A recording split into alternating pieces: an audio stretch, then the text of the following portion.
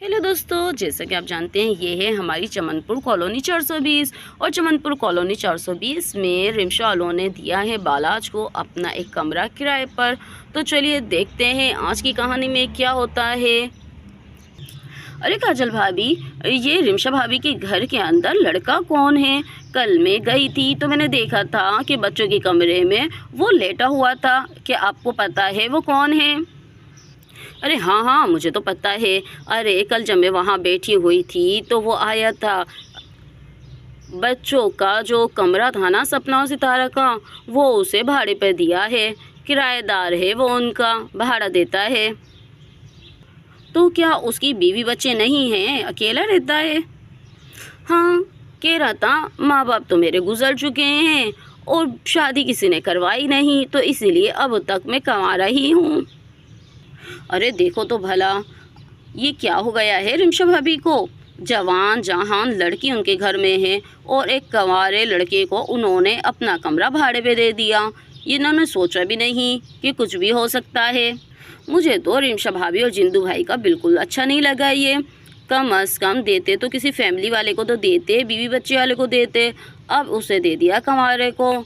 अब इस तरह घर के अंदर एक जवान लड़की भी है। रिमशा भाभी भी तो बाहर जाती हैं ना, घर में को कोई नहीं हो और कुछ गलत सलत हो गया तो फिर क्या करेंगे ये लोग? अरे गोरी, मैं तो कह रही हूँ कि रिमशा भाभी और जिंदू भाई को सोचना चाहिए रानी के बारे में। लड़का अच्छा है, एक प्राइवेट फर्म में काम करता है। अरे इतनी मोटी तो सैलरी लेता है। अब देखो आगे पीछे भी कोई नहीं है। अब एक लड़की को क्या चाहिए कि ना सास हो, ना ननद हो, ना ससुर हो, तो इसके तो कोई भी नहीं है। तो मैं तो कहती हूँ कि राजू से मंगनी तोड़कर इससे कर देनी चाहिए, तो रानी खुश रहेगी। अगर देखा जाए तो आप एक तरह से सही भी कह रही हैं, लेकिन तुम्हें पता तो है कि राजू रानी को कितना चाहता है। वो तो किसी भी सूरत में रानी को जाने नहीं देगा किसी के साथ। हाँ, ये अलग बात है अगर रानी खुद ही मना कर दे तो। और तभी बालाज वहाँ से जा रहा होता है। अरे रुको रुको रुको, गोरी भाभी, बालाज जा रहा है। अरे बालाज भैया, अरे बालाज भैया रुको। और यहाँ पे काली भाभी बालाज को रोक लेती है। अरे जी दीदी, आपने मुझे रोका, कहिए। अरे बालाज बाबू, अरे आइए, अपनी दीदी के घर पे आइए, आ जाइए, आपसे मुझे बात करनी है।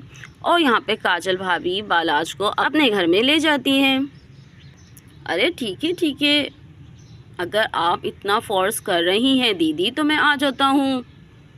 और बालाज अंदर चला जाता है।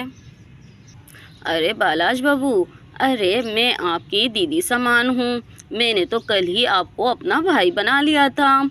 अब मैं आपके बारे में नहीं सोचूंगी तो कौन सोचेगा?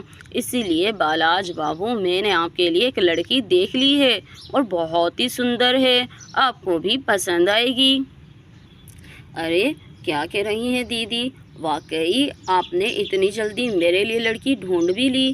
कौन है वो? मैंने क्या उसे देखा है? मैं उसके बारे में जानना चाहता हूँ। अगर अच्छी लगी तो ज़रूर मैं उससे शादी कर लूँगा। अरे लड़की तो बहुत ही सुंदर है, तुम देखोगे ना देखते रह जाओगे।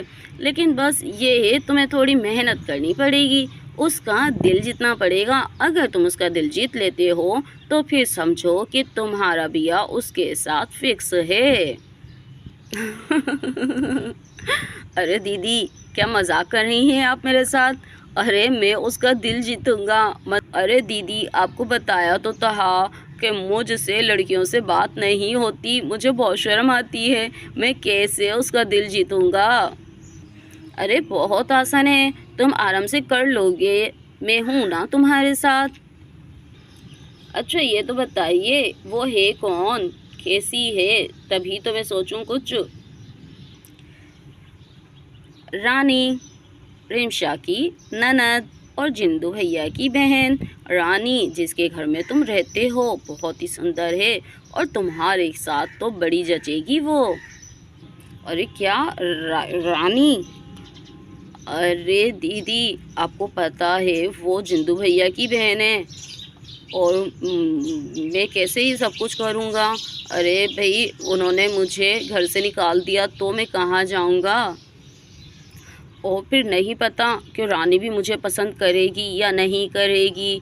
अगर मैं उसके साथ कुछ बोलूं या उसके साथ बात करूं तो पता नहीं वो मेरी बात का जवाब देगी या नहीं देगी। अरे ये सब कुछ कैसे होगा दीदी।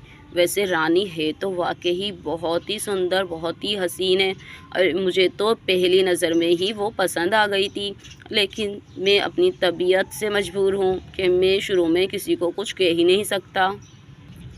बस तुम एक बार रानी को राज़ी कर लो, फिर जिंदू भैया और रिमशा भाभी से बात करना मेरा काम है। मैं खुद ही उन्हें मना लूँगी। बस तुम रानी को अपने काबू में कर लो। अगर रानी तुम्हारे काबू में आ जाती है तो सब ठीक हो जाएगा।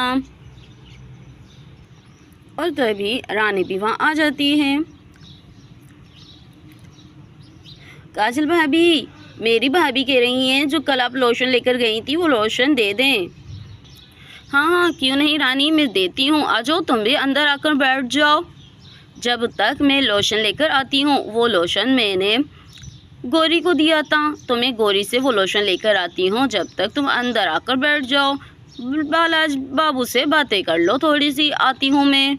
और ये कहकर काजल भाभी चली जाती है और रानी अंदर आकर बैठ जाती है। रानी, अब क्या करती हैं? कितना पढ़ा है आपने? मैंने ज़्यादा नहीं पढ़ा। मैंने तो सिर्फ 5 क्लासें पढ़ी हैं। आगे हमारे गांव में स्कूल था ही नहीं और इतनी दूर भाभी मुझे भेज नहीं सकती थी उस वक्त। इस वजह से मैंने सिर्फ 5 क्लासें ही पढ़कर घर में बैठ गई। मुझे आगे पढ़ने का बहुत शौक़ था। मैं चाहती थी कि मैं भी आगे पढ़ूं, कॉलेज में पढ़ूं, फर इंग्लिश बोलूं, जैसे पढ़े लिखे लोग बोलते हैं। जैसे बालाज बाबू आप बोलते हैं, आप कितनी अच्छी इंग्लिश बोलते हैं। कल आप फ़ोन पे बात कर रहे थे तब मैंने सुना था। अच्छा, तो रानी तुम्हें इंग्लिश बोलने का शौक़ है? अरे वो तो मैं तुम्हें सिखा दूँगा। अगर तुम बोलो तो मैं तुम्हें अच्छी सी इंग्लिश बोलना सिखा सकता हूँ। अरे क्या वाकई क्या तुम मुझे इंग्लिश बोलना सिखा दोगी? अरे बालाज बाबू, अगर मैं इंग्लिश बोलना सीख गई ना तो मेरा सपना पूरा हो जाएगा। ठीक है, मैं ऑफिस से आने के बाद तुम्हें इंग्लिश सिखाऊंगा। ठीक है, तुम लॉन में आ जाना, हम वहीं पर बैठकर इंग्लिश सीखा करेंगे। और यहाँ से बालाज और रानी की दोस्ती शुरू हो जाती है। और तभी काजल भाभी लोशन ले आती है। अरे ये लो रानी, लोशन अपनी भाभी को दे देना और कहना बहुत बहुत शुक्रिया इस लोशन के लिए। ठीक है काजल भाभी, मैं भाभी को कह दूंगी। और बालाज बाबू, भूलना नहीं, मैं आपका इंतज़ार करूंगी। और ये कहकर रानी अपने घर चली जाती है। अरे वाह बालाज बाबू, लगता है आपकी रानी से दोस्ती हो गई है, तभी तो वो आपको इंतज़ार का बोल के गई है। अरे मैं तो सोच भी नहीं सकता था कि यहाँ पर आने से मेरी किस्मत ही बदल जाएगी और मुझे आप जैसी प्यारी दीदी मिलेंगी। अरे बहुत बहुत शुक्रिया दीदी, अब मैं जाता हूँ। दोस्तों, क्या बालाज की रानी से शादी हो सकेगी या नहीं और आगे क्या होने वाला है, ये तो हम देखेंगे अपनी नेक्स्ट एपिसोड में। तो मिलते हैं कल। और हाँ, अगर हमारी कहानी पसंद आए तो लाइक एंड सब्सक्राइब करना बिल्कुल मत भूलिएगा और हमें कमेंट करके बताइएगा कि आपको हमारी कहानी कैसी लग रही है। तो मिलते हैं नेक्स्ट एपिसोड में।